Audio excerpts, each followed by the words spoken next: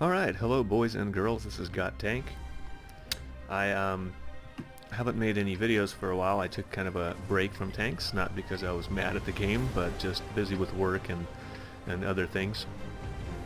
However, when I came back, you know, there were a bunch of changes. There was the Italian tanks and what you see here. This is the Progetto, the Tier 8 Premium.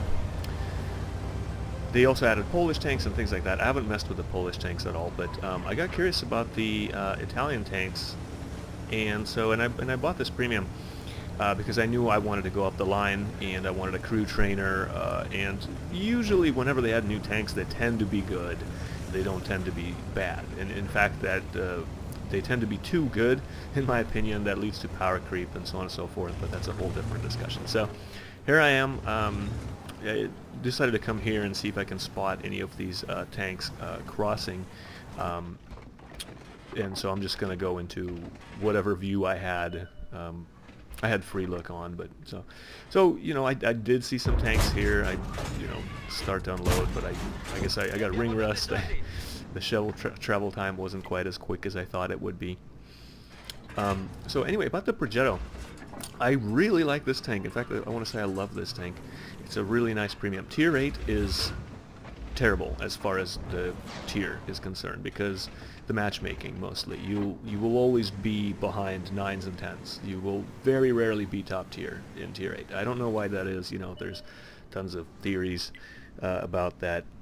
But the gist of it is that this tank is actually playable, and of all the premiums that I've been playing lately, which is like the Luva, or the Low as everyone calls it, you know, Type 59, things like that, this one is a lot of fun. So what is unique about the Progetto? It's the clip mechanism. You can shoot it like a single shot gun, or you can just dump the whole clip as if it was, you know, a bat jet or something like that.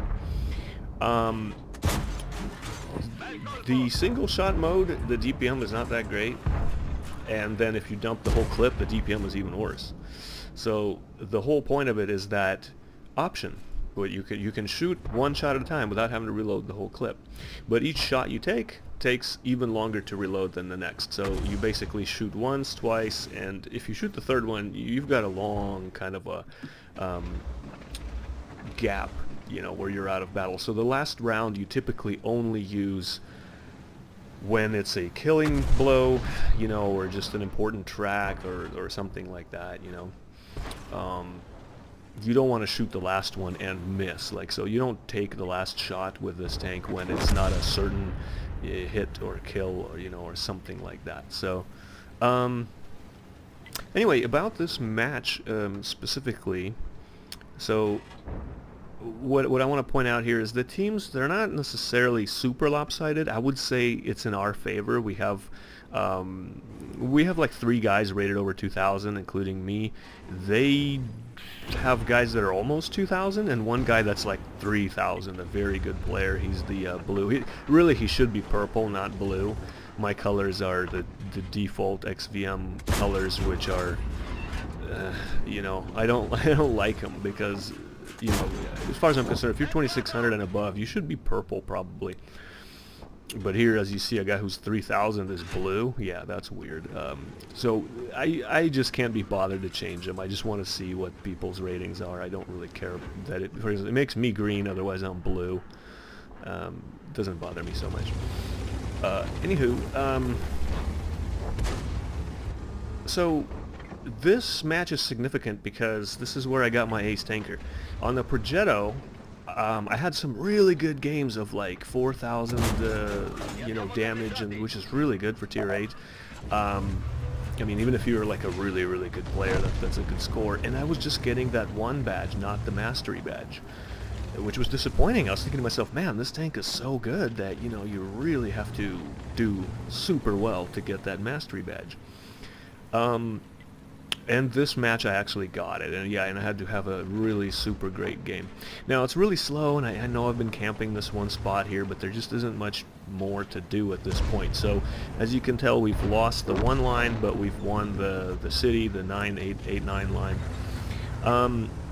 My question has been, where is the Where is their purple guy?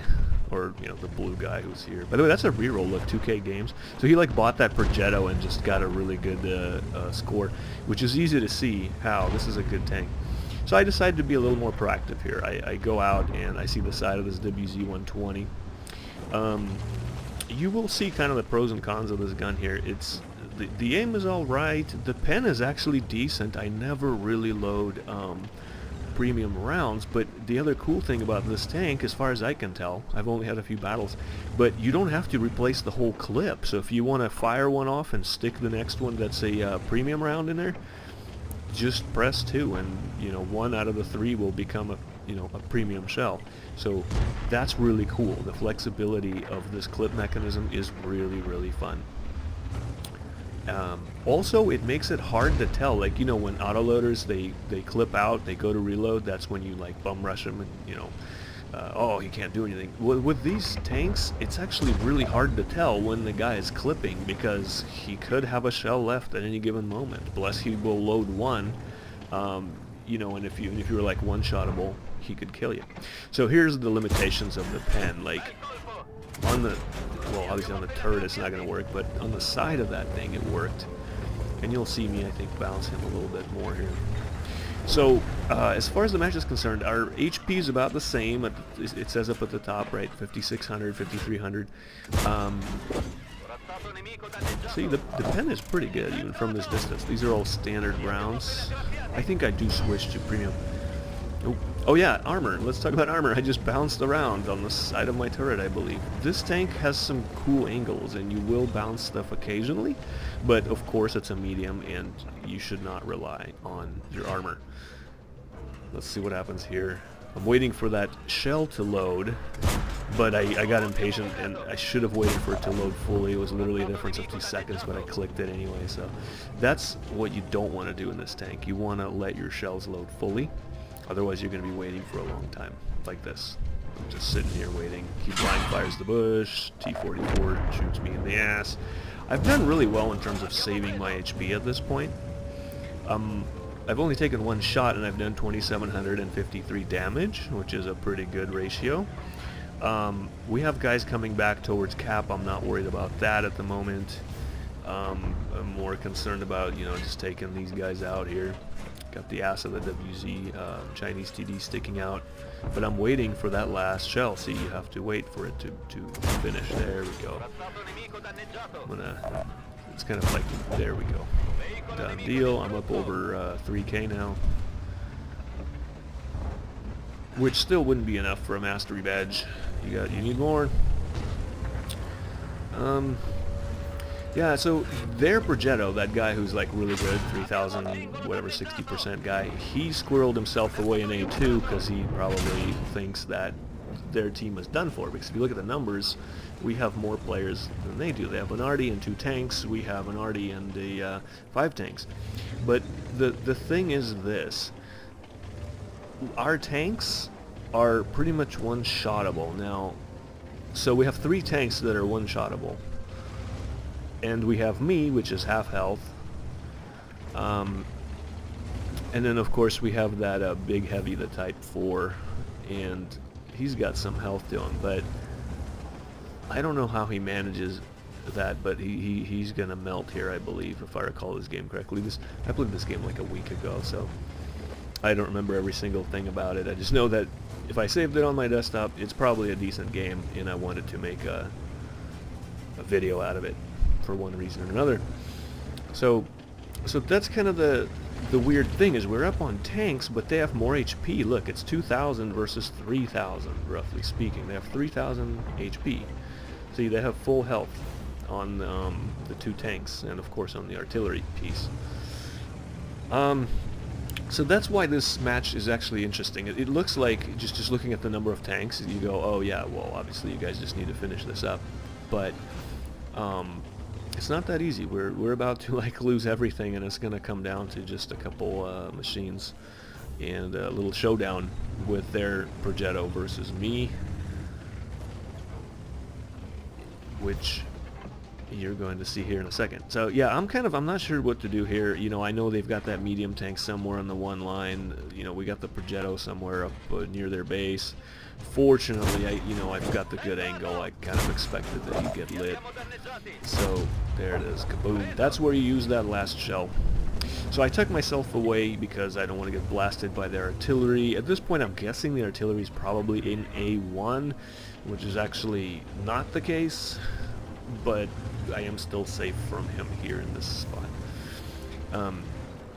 Now my question is this, my crew on this is not very good. When you buy this tank, you don't get a 0 per crew, or whatever it's called, where you get free brother in arms.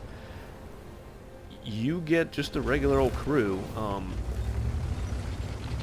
Well, if you buy the tank with that option.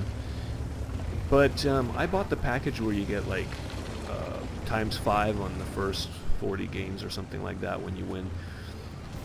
So here I'm knocking over trees trying to bait the Progetto into shooting so I can spot him, you know, but like I said, my crew is not that great, so I have like no camo on this tank, and while I think I'm packing optics for equipment, I don't think I'll be able to spot him before he spots me. Plus, for all I know, he has a really good crew, so I've got to be very careful here. I have 700 health, and I think with 3 shots, if he hits them all, he could probably kill me, so I'm being very, very careful. I'm waiting for the team to do something, right? We have all these tanks. I want them to kind of like go in and spot them. So if they're going that way, I figure I'm going to go up around the complete opposite side. That makes sense to me, because personally, whenever I am up in A2, that's how they usually get me. This is coming up that up the red line behind their base. It's kind of a blind spot, you know, you don't expect it necessarily, so I'm just keeping my circles on the mini-map to where I don't think he'll be able to spot me. Of course, who knows, maybe he has binos. I don't think he does, because it's a medium tank and he's a purple player, so probably not binos. And I'm just kind of not sure what to do here. My goal really is to go to the red line. I don't know why I stopped there. I should have just kept going. Oh, they found the artillery piece, who was over there in F1, and I am at the red line. So now I'm just gonna crawl up this thing. Now let's think, everybody's one shot. Oh, he just killed our IS-2, and our artillery killed their artillery. So basically, oh, and I get lucky here. He gets lit, I think, by our Tiger P, and he must be clipping. He must be reloading, which is why he was backing up. So I'm just going to take advantage. He's got full health, but oh, that sucked. I bounced. There we go. That's more like it. And see, that's where you, like, I just made that choice. Should I fire the last round and have a long gap in the reload? I figured yes, because he killed our tank anyway, so might as well just reload and wait. At this point, he has like 900 health. I have 700. So I figure, well, you know, if I have to, I could probably just drive in there, take a couple hits. Maybe Artie's on it. Maybe the Artie can hit him. You know, we do, after all, have an advantage. Now, he does something weird here. He just comes straight at me like this while I'm in the bushes. And I don't know what he was thinking. That was a mistake on his part. He should have just sat in the bushes. So I end up with just shy of 5,000 hit points. And yeah, I'm just going to pause it here because it's not, you know, this thing ends and I don't have the stats screenshotted at the end. But yeah, this was a mastery badge for me, which was the first time on this tank. And it's just a really good, solid all-around tank. It does everything well. It's pretty nimble, it has decent camo, and like I said, I don't even have the crew skills yet. I think one of my guys has camo. The clip mechanism is a lot of fun, very flexible. You can use it in a lot of situations. You will occasionally bounce stuff in it, so it's just a good all-around tank. I actually do highly recommend this as a premium. And I look forward to getting the tier 10, because if the tier 10 is like this, but you know, on steroids, I am game. I know a lot of people that have reviewed the tier 10 have spoken highly of it. Quickie Baby is one of the guys. He says that thing's a lot of fun. So yeah, I look forward to it. And yeah, well, that's pretty much it. So I'll make a couple more videos with this thing, maybe slightly more exciting battles than this one, where I drive around more and do more stuff. Um, this one just stood out in my mind because I finally got that mastery badge. Um, but yeah, that's it. It's a good tank. You should probably go get one. Thank you. Have a good one. Hope you enjoyed it.